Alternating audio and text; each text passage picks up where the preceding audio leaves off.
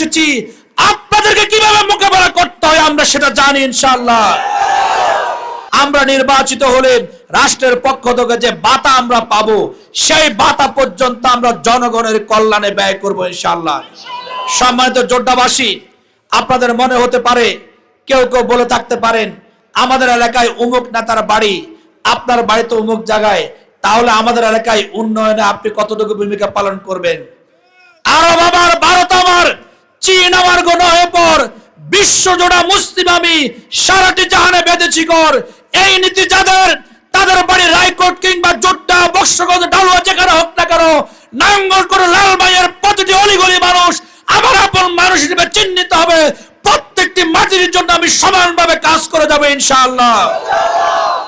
আমি আপনাদের সকলের কাছে দোয়া চাই।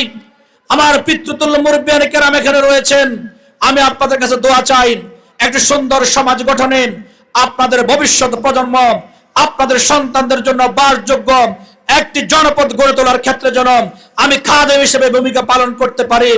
একটি কথা না বললেই নয়, আগামী নির্বাচন জনগণের বহুকাঙ্ক্ষিত নির্বাচন। 16টি বছর ধরে কিংবা 20 বছর ধরে সঠিকভাবে ভোট প্রয়োগ করা যায়নি। কেউ যদি হুমকি দামকি দেওয়ার চেষ্টা করেন, কেন্দ্র দখলের দুঃস্বপ্ন দেখেন, হুমকি দামকি দিয়ে ব্যালট ছিনতাই করেন, মা বোনদেরকে কেন্দ্রে যাওয়ার ক্ষেত্রে বাধা প্রদানের চেষ্টা করেন, আমরা জুলাই যোদ্ধা জেল, জুলুম, রিমান্ড সবকিছু পার হয়ে এসেছি। আপনাদেরকে কিভাবে মোকাবেলা করতে হয় আমরা সেটা জানি ইনশাআল্লাহ। আমাদের জীবনের উপর দিয়ে, রক্তের উপর দিয়ে আপনাদেরকে কেন্দ্র দখল করতে হবে, নাহলে আপনারা পার পাবেন না ইনশাআল্লাহ। এদেশের ছাত্র জনতা, যুবক, বৃদ্ধ, আবাল বনিতা সকলকে নিয়ে প্রতিরোধ আমরা গড়ে তুলবো ইনশাআল্লাহ। জনগণের ভোটাধিকার নিশ্চিত করে একটি সামাজিক সুবিচারপূর্ণ সমৃদ্ধ লালমাই এবং নাঙ্গলকোট জনপদ গড়ে তোলা হবে ইনশাআল্লাহ।